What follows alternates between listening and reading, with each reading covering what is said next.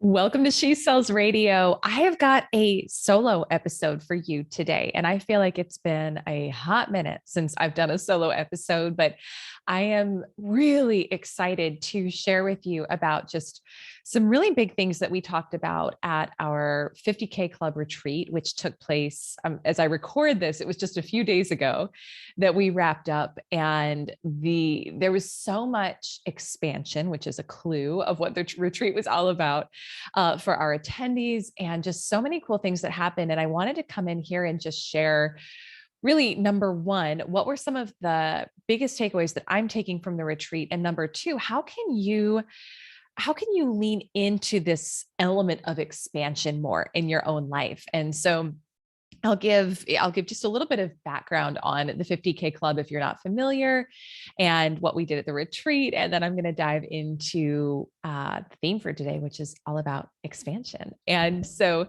the 50K Club is my highest level group program currently at the time of this recording. And it's for women who are already at $10,000-ish months and are ready to expand to 50K or more per month.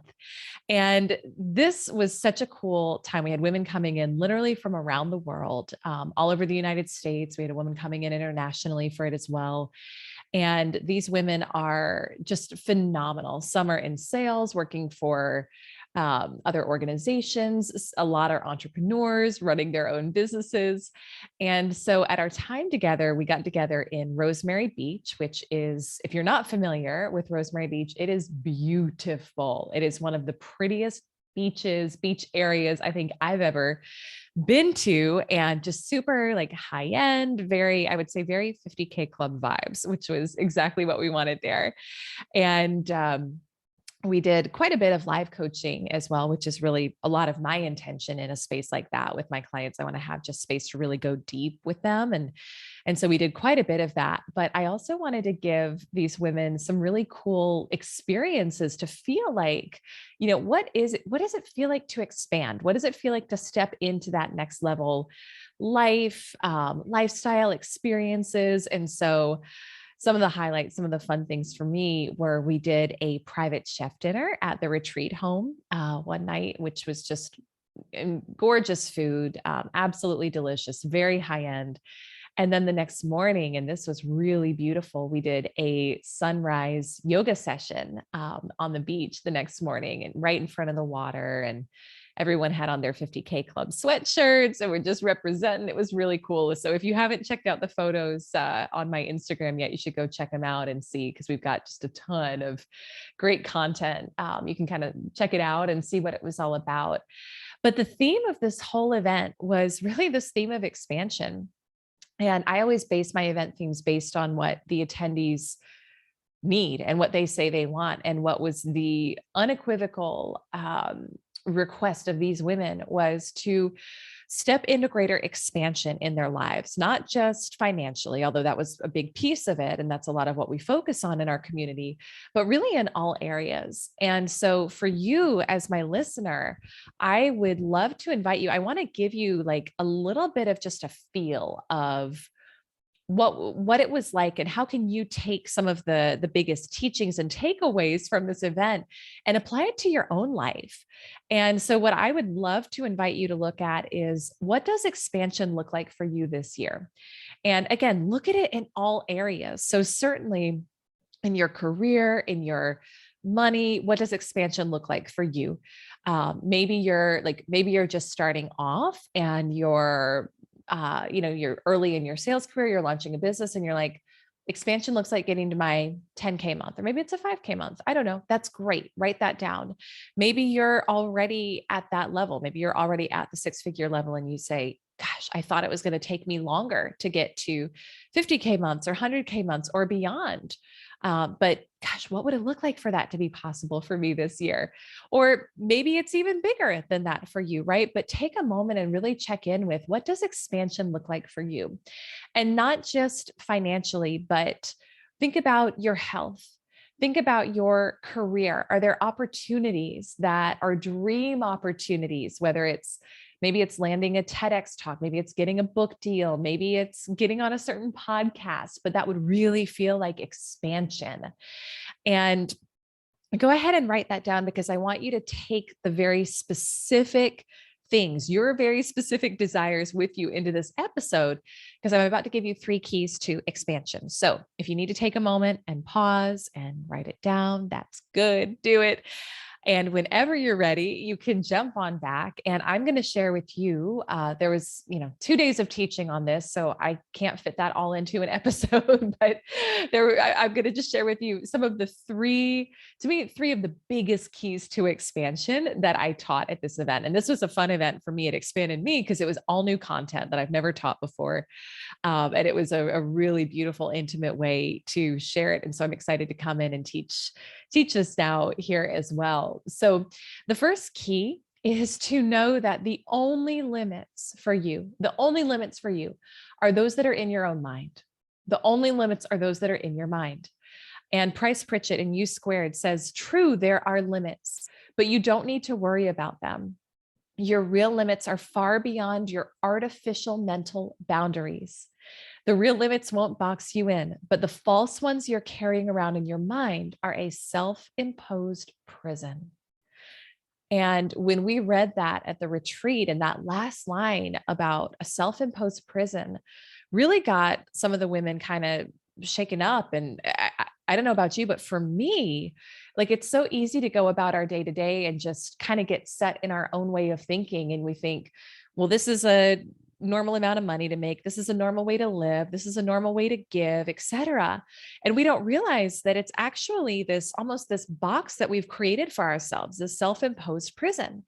And the only way you know you're in it is to become aware of it. So how do you know where you're in a self-imposed prison? Well, the first thing to know is that everything that you've created in your life, from your sales and financial numbers to your lifestyle, to your health, wherever you feel like this is the max of what I can do, that right there is a self-imposed prison. So I want you to look at, you can tell by what are your current results in all these areas. And then when you goal set, where does your mind tell you that you've got to stop? Like, what's that limit that you bump up against? So I'll give you an example. We are, at the time of this recording, loosely house hunting. We know we're going to be moving in less than 2 months. We don't know where we're going to be moving because my husband's applying for medical school. And so we don't know where that's going to be yet. But so we know there's like these 5 potential cities at this point. And I'm poking around on Zillow a whole lot, and I'm having fun with it. And I have this price range in my mind that's stretchy. It's definitely more than I've ever invested in a home, but I still feel like it's doable. But anything above this range, and my brain is like, why would you even look at something like that? It doesn't really do that. Like, I still have fun looking. I'm not going to lie. I have fun on Zillow, but when I really think about, okay, it's time to when it's time to dial in and find a home, I've got this range in my mind that I am pretty confident we can do. And that feels like within the realm of possibility. So that right there, that's actually a self-imposed prison. I'm not saying it's a bad thing per se, because number one, I'm aware of it. Number two, I am excited. Like, I can get what I want right now within the range that feels within the realm of possibility for me. But it is a boundary that I've set, because anything above this, and my brain goes, nope, not right now, maybe later, but not right now.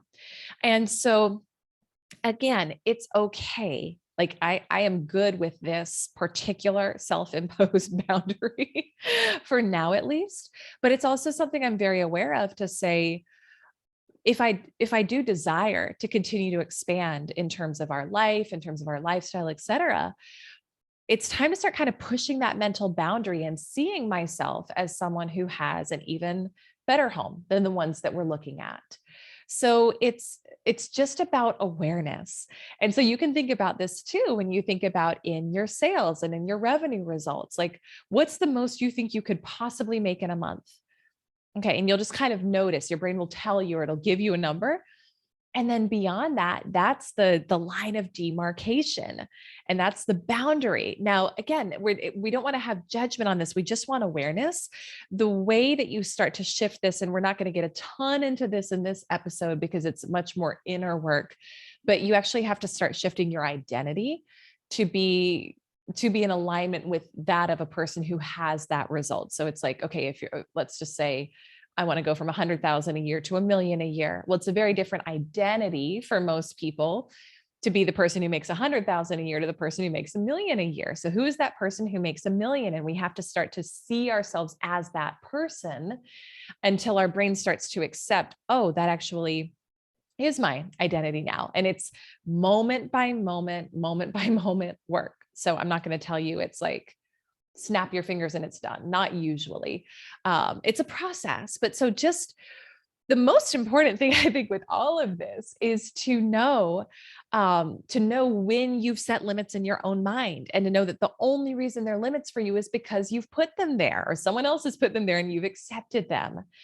So the quantum leap, another thing that Price Pritchett talks about in U Squared, which is a phenomenal book that really dives into the science behind the quantum leap. But he says it means accomplishing far more in far less time with far less effort. So far more in far less time with far less effort. And this is something that I had the women really look at and journal on, is for their goals for the year. And here's one thing I'll say, and I'm guessing that the same is true for you since you're my listener. The women at this retreat are very ambitious women. They're not playing around. They've outperformed most of the people in their sphere. And so that's why they're consciously seeking community of other people who are also going to continue to push them and help them elevate their self concepts, right? And what they think is possible for them. So they came into this retreat with pretty expansive goals already.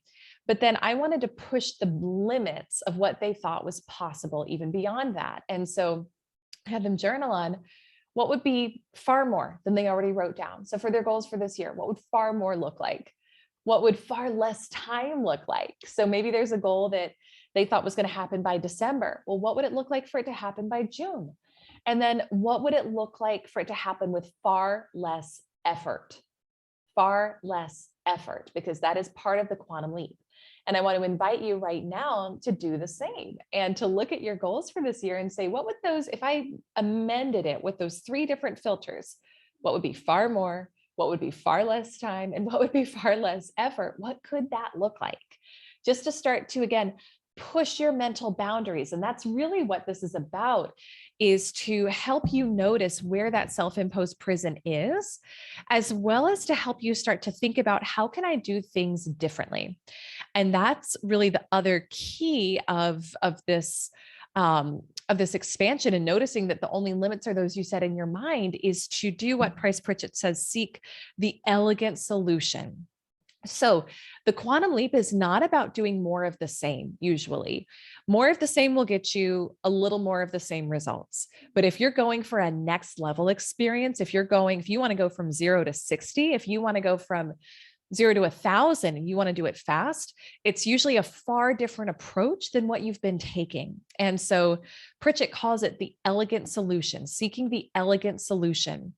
And this requires taking a complete step back from how you've been doing things already and looking at what would be something totally different from how we're doing this right now that could still accomplish the same result, or really a better result, which is the result you're going for.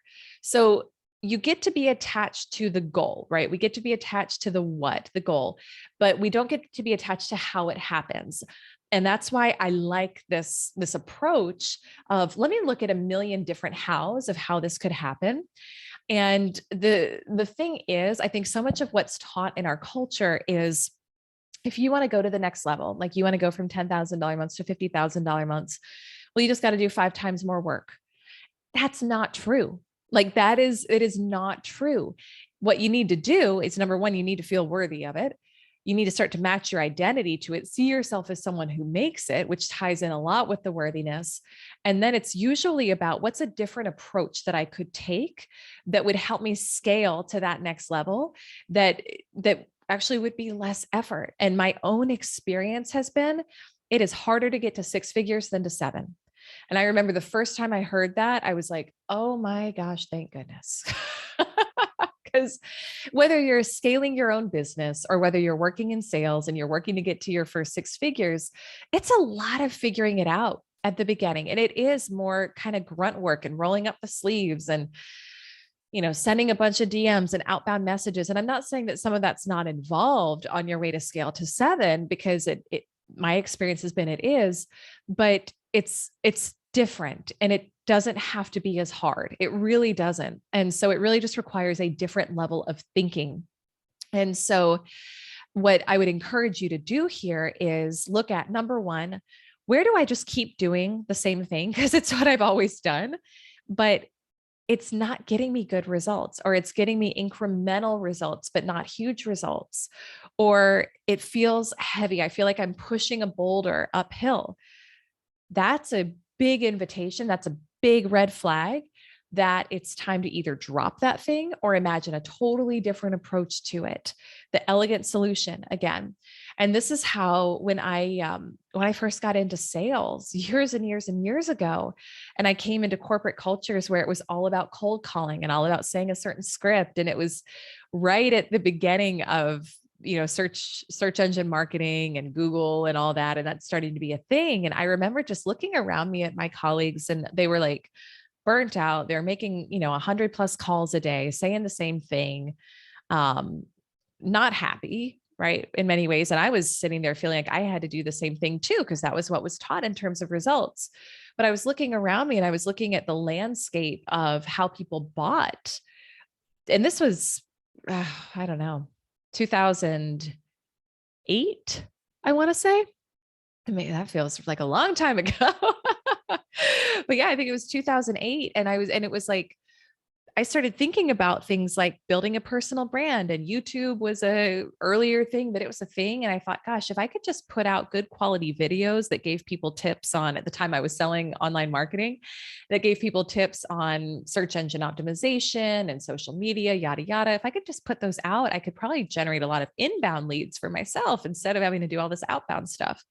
So I started doing it, and it blew up. And now, granted, it was a lot easier to blow up a YouTube channel back then because there wasn't nearly as much content out there. But I very quickly started getting a lot of inbound leads for the services that I was selling. And my colleagues around me were like, what are you doing? Like, you're newer in this, you're younger in this than we are. I was super young at the time compared to them, which I think was part of, like, I wasn't quite as in the routine as they were. So I brought different ideas to the table. But it took off really well. But it was the elegant solution. It was a radically different approach of how to do things than what had just been done forever, because it was what had been done. So what I would look at here, there's this concept that Rob Murgatroyd, I don't know if you follow him or not, but he's got a great brand. And I think the concept, he calls it, is stupid idea time, which I love the name of it. Because if you're listening and if you're a woman, a lot of, especially, so this is not about profiling, but I find with my female clients more than my male clients, often there can be a greater fear of making a mistake. And there can be a greater fear of throwing something out there that is quote unquote stupid, wouldn't work, yada, yada. So we don't even suggest it. What I love about this concept is and this is how I'm interpreting it from Rob. Rob would probably teach it far more eloquently, but this is what I'm going to say about it, because this is what I know. The whole concept is you just want to get a bunch of stupid ideas out there. You're going to bring out your whiteboard and you're going to just throw stuff out there that is crazy, is off the wall, probably won't work. And your goal is to get a bunch of bad ideas out there on the board. But what it does is it helps you eliminate the death grip, right? That this has to be so perfect, which it really, when we get caught up in that mindset, we block ourselves from genius ideas and breakthroughs. So whatever the goal is, whatever that next level expansive goal is, stop thinking about how you've always been doing it and get out your whiteboard and make a list of what are the most stupid ideas I could come up with that just maybe might get me even close to this, and just brainstorm them. And don't be attached to whether they're good or not. Don't be attached to, what anyone's opinion of it is. The goal is just to get them out on paper. And if you brain dump them and all you've got is a bunch of stupid ideas that won't work, great, you accomplished your goal. And if you brain dump them and there's one thing that shows up that might actually be the breakthrough solution you've been looking for, that elegant solution, oh my gosh, guess what? It never would have come if you hadn't let yourself think radically outside of the box about things. So it's this, we have to have a willingness to look totally differently at things and come up with totally new solutions in order to break through those limits and that self-imposed prison that we're in, that we often don't even know we're in. So that was all number one. That was all the first key to expansion, which is knowing that the only limits you have are those that are in your mind. The second and the third are going to be shorter, but the second is, I want you to start to look at your desires as green lights. So if you're writing notes, take this one down. Your desires are green lights, and your desires can be trusted. And I know you've had experiences where you made yourself wrong. You were told by somebody who was well-meaning, you think too big, you want too much. That's crazy. Here's the thing. It's time to stop giving your power away to other people's self-imposed mental prisons and making them your own. So we've got to release that way of thinking. And this is something that I constantly lean into in my own life. And it feels uncomfortable because my desires for things are way bigger than what we experienced growing up, and they continue to grow as I grow. So I'm constantly kind of faced with, gosh, like I've got a great life and I also have this desire for expansion in this area. And sometimes it's clothing, sometimes it's a new home, sometimes it's team, sometimes it's giving and philanthropic. I've learned to embrace all of it and not make myself wrong for any of it. It's often experiences, like a next level experience, and just the way that we live and the way we travel. And we get to lean into those. So I really practice this in my own life now, just looking at my desires as green lights, as things that are going to lead me to the next level expansion of myself. And also it's something we teach quite a bit in our content. And I work with my clients on, because most all of us, I don't know if you can relate to this, but I'd say most of my clients can, most all of us have been told at some point that we think too much, want too much, think too big, etc. And here's what I love, this quote from Neville Goddard. So I am deep in, I'm looking over at my desk if you're watching the video, because I've got the book over here, but it's stacked under some stuff. I am deep in the collected works of Neville Goddard right now. So all 10 of his books, if you've read Feeling is the Secret or The Power of Awareness, there's those, and then there's a bunch of other great ones. And one of the things Neville says is the desire is the positive indication of limitless capacities for its fulfillment. So I'll say that again. The desire is the positive indication of limitless capacities for its fulfillment. And I want you to just lean into that and say, what am I desiring right now in my life, in my career, in my business, in my life? And whatever that desire is, that is telling you that there are literally limitless ways it could be fulfilled, limitless capacities for its fulfillment. And here's what I know is that those limitless ways come as soon as you accept that it's possible for you. So as soon as you accept that desire and stop making yourself wrong for it and say, you know what, maybe I really could live like this. Maybe I really could. I've got visions right now of some next level types of retreats we're going to be hosting next year. And there was a period where I first had the download of, that's too much. Like, who are you to think about taking women to these amazing places, and how much is that going to cost and all that, right? So that at first I had the self-imposed mental prison show up around it. But as I leaned more into your desires are green lights and started to fall in love with it, more downloads started coming for how it could happen. And now I'm actually creating these things. So stay tuned as a side note, because we've got some really cool stuff coming up on the retreat and experience side coming up soon. But But the ideas don't come until you accept that it's possible for you. So that's the first key, is to fall in love with it, and then know that the ideas will come and that there are literally limitless capacities for the achievement of that desire in you. They wouldn't be there if it wasn't possible for you. So I would make a list and look at, what are my present desires in all categories of life: financially, career, spiritual, health, relationship, giving and impact, whatever other categories you want to make. But what are your present desires in those categories? And part of how we can stop making ourselves wrong for them is to remember that, because our desires are green lights, they're really there to help expand you. They're there to help you become a new person, because the person who has that desire fulfilled, that's a different person than the version of you who you are today. And that's why you're here, my friend. You're here to expand. So part of how we can start making ourselves less wrong for our desires, and once we make ourselves not wrong for them, but actually right for them and celebrate them, that's when we accept them. And then the ideas start flowing for how it's possible. So look at, how are each of these desires helping me grow and evolve as a person? So I'd write that out. And then the third is, what's one thing I could do today to move forward and take action on one of these? What's one thing I can do today to move forward and take action on these?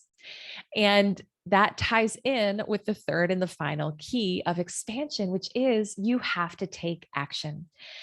And this was we actually wrapped up the retreat with a big conversation around taking action. And what I've found in the work that I do with my clients is that it's a bit of a relearning process. Most of my clients are very high achievers. They come from, many of them, a background of either corporate, or they're in corporate still, or they were in corporate and now they're carrying that with them into their entrepreneurship. This is not about making corporate wrong. I work with a lot of corporations. I love my corporations. All I'm sharing is a lot of what I see taught, and what was taught in my corporate background. And this is taught in the entrepreneur space too. It's not unique to corporate. I'm not trying to make corporate the bad guy, but it's like, push harder, be in earlier than everyone else, leave later than everyone else, make one more call, one more rep, yada, yada. And I'm not saying those things don't work, because they do. And they are important. And when we are only focused on taking action and taking more action, and we're doing it from an energy of either separation from our goals or unworthiness, where I will only be worthy when I've made this amount of money, etc. Number one, the action isn't nearly as effective. And number two, it'll never feel like enough. You'll always be in like deficit mode internally, which is actually it's the least powerful way to sell. It's the least powerful way to make money. It's the least powerful way to lead and to live. So typically with my clients, when they come into our community, the first thing I'm doing is helping them focus more on being, because there's very little focus for most of us on that, both growing up and then later on in our careers. So I do a lot of work on the inner game. I do a lot of work on rewiring subconscious beliefs. I do a lot of work on energy and realignment. But once someone kind of has a grasp on that, the conversation around taking action is important.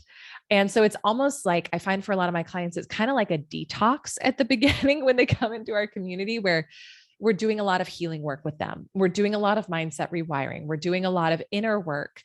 And then from that more empowered place, from that much stronger foundation than the one they may have brought in several weeks prior when they first started with us, of very likely some insecurity, unworthiness, fear, anxiety around money, etc. Then when we go take action from that place, watch out. That's where the quantum leap comes from.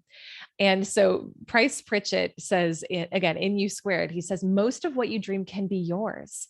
The simple secret is the seeking, pursuit. Dreams begin to crystallize into reality when they are pursued. He goes on to say, pursuit is active. Reaching for your dream is behaving, moving, and it shortens the distance between you and your desired objective. Quantum leaps require you to take the offensive. You must place your trust in action. You must place your trust in action. And I know that defies a lot of what you may think I teach in this brand, because so much of where I find most people are lacking, especially at the beginning, is around the inner work and not so much on the action piece, because most of my clients are great at taking action, but they're doing it from that place of lack and separation and not enoughness, which means you got to take a lot more action and it's going to take a lot longer than if you were doing it using the principles that we teach in this community.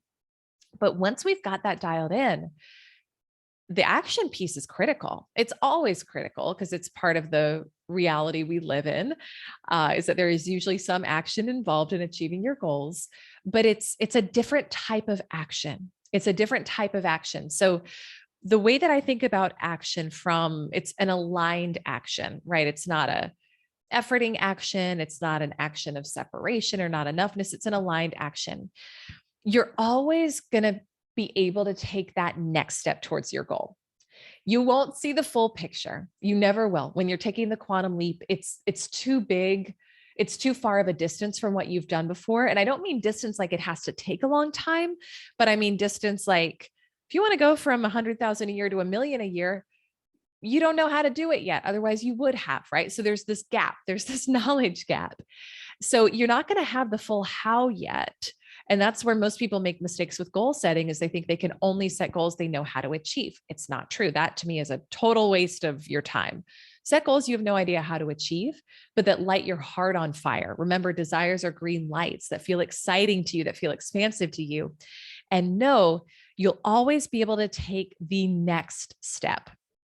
You won't see the full picture, but you'll be guided in terms of what's the next step I can take towards this. And so I think of it like stretchy action. It's not hustling action. Again, it's not busy. I don't like the word busy. I never say I'm busy. I never am busy. I'm in demand. I say that, but I'm not busy. But you'll know what the next step is, or you'll be able to figure out what the next step is. And that next step needs to be acted on. And it will often feel uncomfortable. It's not going to feel like burnout, but it's going to feel uncomfortable. So, for example, when I decided I wanted to go from 6 to 7 figures and I wanted to do it in a year, I sent a lot of DMs, but it wasn't from that place of hustling and pushing, but it was stretchy. It was stretchy because it required me to get out of my comfort zone and do outreach to people I normally wouldn't have, go for things I normally wouldn't have, connect with people in ways I normally wouldn't have. And that was stretchy action. Did every single one of those result in a client? Absolutely not. But did enough of them do it? And did I have enough other things fall into place because I was showing up and doing my part that we were able to scale to that level? Yes. So what I would look at here is, what is one thing you've been holding off on taking action on? Like you know what it is. As I say this out loud, you know what it is. And it's the thing that feels uncomfortable. And oftentimes it's something in the sales, either the sales department of your business, or if you're in sales, it's some sort of outreach. And maybe it's not, maybe it's something else, but usually it's something that's going to make you feel vulnerable, make you feel uncomfortable, it feels risky, right? And I want to challenge you to take it now, not by the end of the day, not by the end of the week, but literally now in this moment.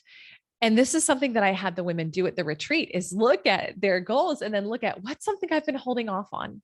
And for some of them, it was like buying a piece of exercise equipment. For others, it was doing outreach to potential sales customers.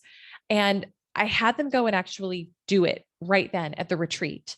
And what they came back with was like, oh, I'm the only one who's been holding myself back. Because again, I've created this self-imposed, this mental prison I didn't know I was even in, telling me they're not going to like me because I did this outreach, or this is a mistake, or this is too much for me right now.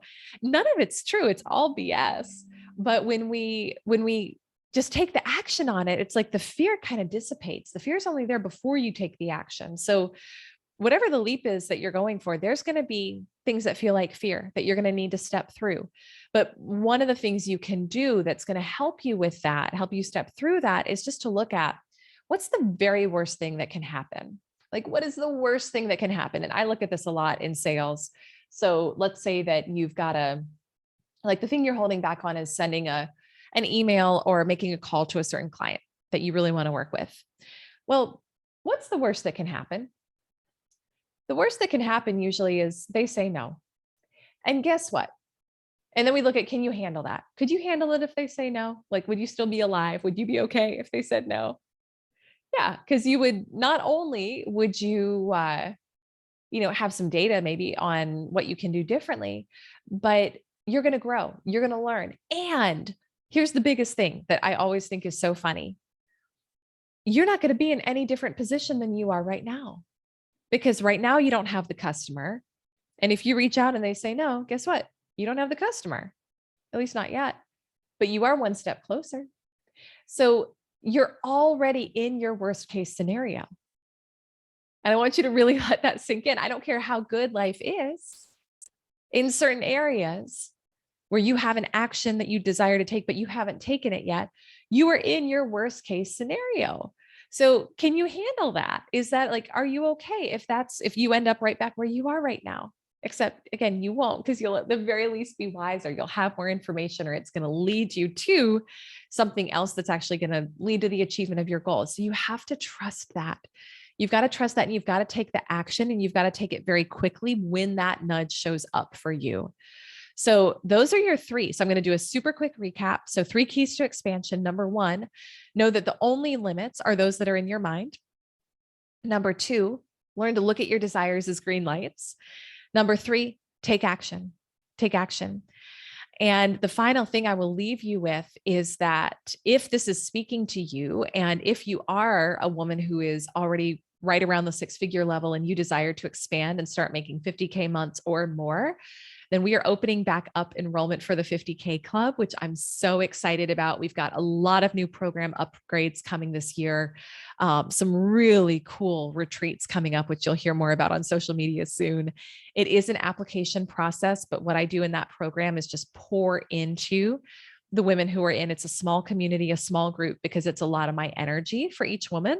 So I pour into you, helping you build out both the tactical plan for how you're going to scale to 50K plus months, as well as helping hold space energetically and emotionally for you to evolve into the type of woman who has that level of financial flow in her life. I also connect you with a bunch of my mentors, a bunch of my community. It's a lot of access. It's very high level access, and it's all about your next level expansion. So if you want to expand this year, if my style resonates with you, then you can go check out elisearcher.com/50K club to see how you can apply. Again, elisearcher.com/50K club to apply. So with that, I want to know, like, what does expansion look like for you this year? Whether it's 50K months, whether it's less, whether it's more, I don't care. But take a screenshot wherever you're listening to this, tag me, let me know what expansion looks like for you. I want to celebrate you and just help, again, hold that space for you with your expansion. So with that, my friend, thank you so much for listening to this episode. I hope it served you and helped you. I'm grateful for you. I'm grateful to have you in my life and in the She Sells community. And we'll see you next week with our next episode. Bye for now.